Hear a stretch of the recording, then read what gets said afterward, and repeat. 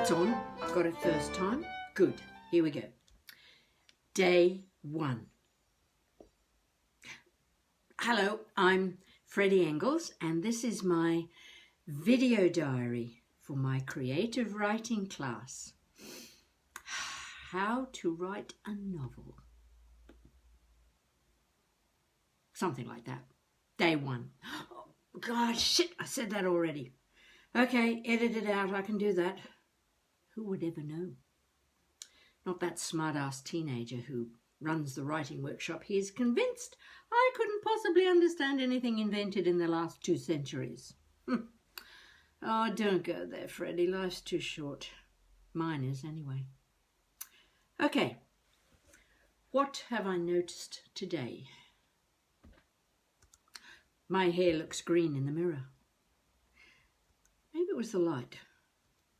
I noticed it when I went to the bathroom on what I hope was my last visit tonight. But maybe I'm kidding myself, since I am indulging in a giant cup of coffee and some veggie crisps and hummus. A wee snack. A wee snack. I'm in Edinburgh, so I can say that. Yes. No, I really am. I'm not making that up. Does this mean I'm not really writing a novel? Since I'm just saying something that's true. Somebody told me I'm hot today.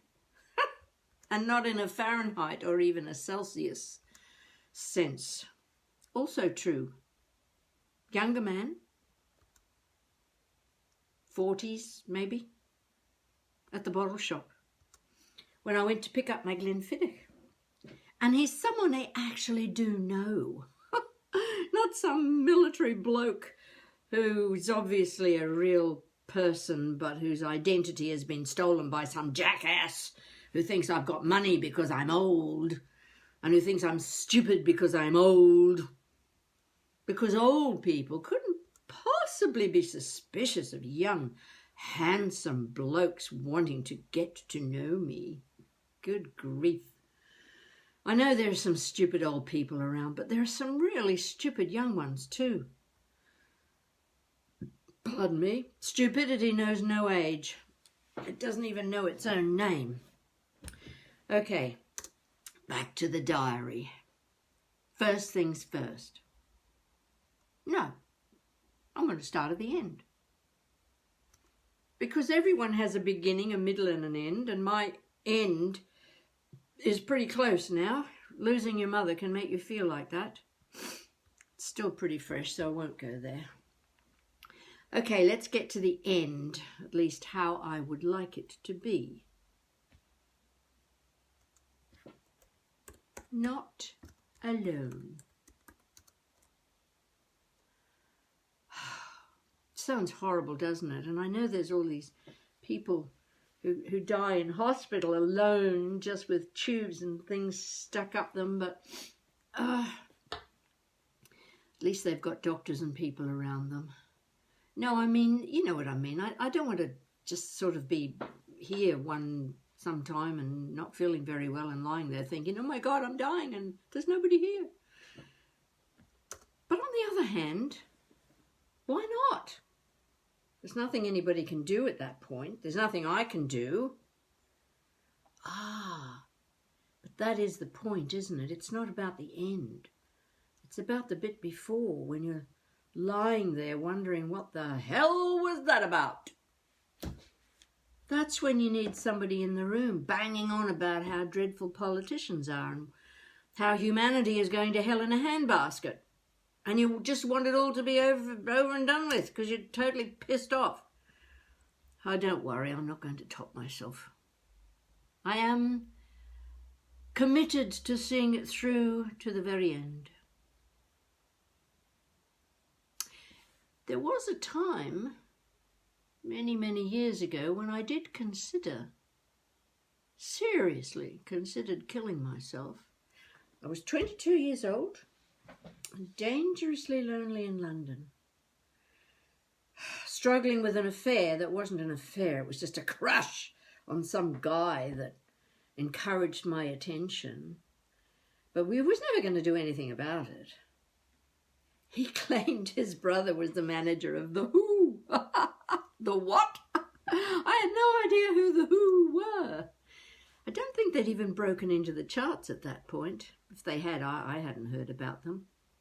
I looked them up and I found them incomprehensible.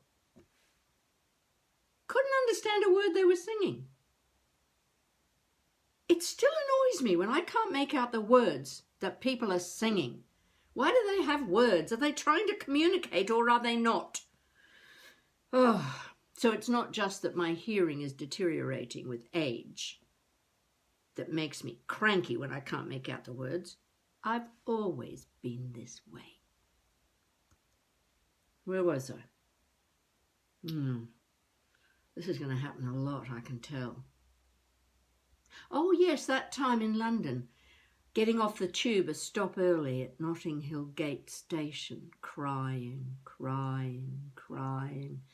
on my way home to the bedsit in Holland Park, forcing myself to walk the long way round past the police station, hoping that somebody would notice me or just ask if they could help or just notice me. It's the worst thing, being unnoticed and unnoticeable. But nobody did. And I walked on and I cried and I cried and I thought about the gas oven and how I would turn it on and lie down close to it until I was completely beyond notice. I pictured it all so clearly. I would be there on the floor in that tiny room with its 2 beds, shaky wardrobe, midget fridge. I should be writing this down. Shaky wardrobe, midget fridge, table for 2, yeah, dodgy gas oven. I pictured my roommate coming in and seeing me dead on the floor. Ay. Oh dear. Yeah.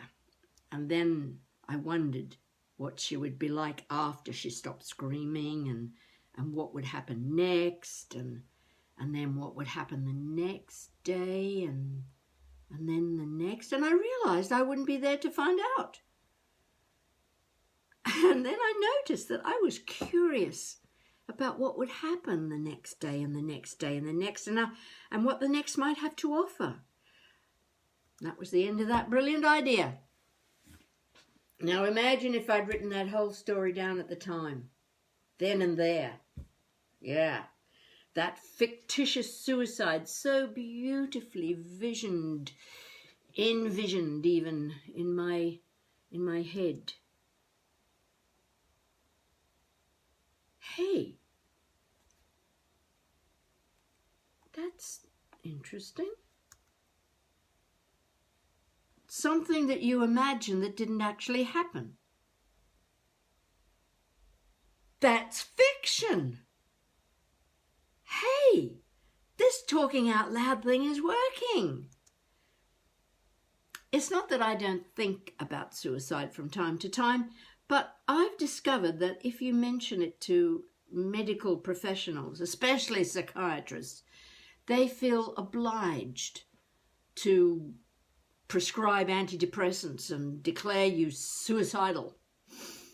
So I have learnt to be circumspect about to whom I mention these thoughts and to avoid psychiatrists at all costs. Maybe I should be concerned about creative writing teachers as well.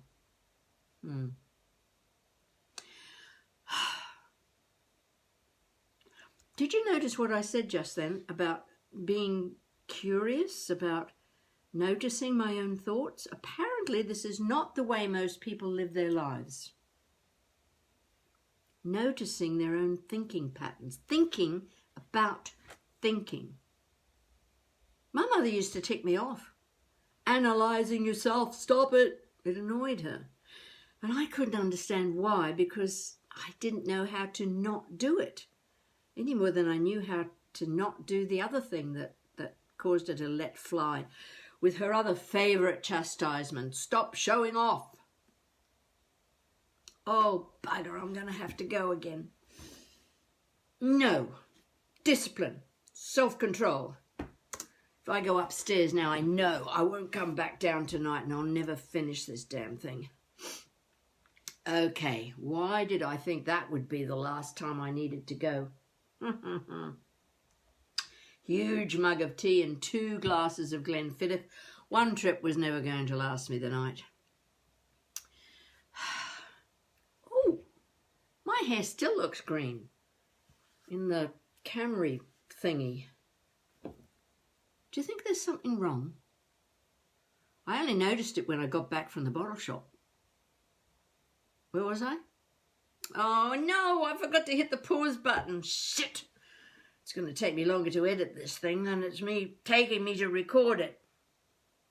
Okay, day 1. What did I notice today? I woke up. I got up. I lived through the day, and now it's bedtime. I thought about some stuff. My mother, sorry Mum. Whatever I did that annoyed you so much, my children are doing it to me now, and so it goes. Oh, I wish I had something original to say. Perhaps that not obnoxious, there's a good word, obnoxious teenager has something. Maybe he has a point. I should stop thinking about myself all the time and write something post-apocalyptic. Like, okay, maybe there's an alien invasion of microbial beings that are making our hair turn green. and then, that makes us all feel so weird that we isolate ourselves. And then all the young people can't stand the loneliness, so they rush about, infecting each other with greenness all over. And only the old people have the strength of mind to stay indoors until the greenness fades away. And one old lady saves humanity, this is my outline, by creating a YouTube channel talking about the benefits of staying at home and demonstrating how the green will fade away if we just keep our distance from each other. And then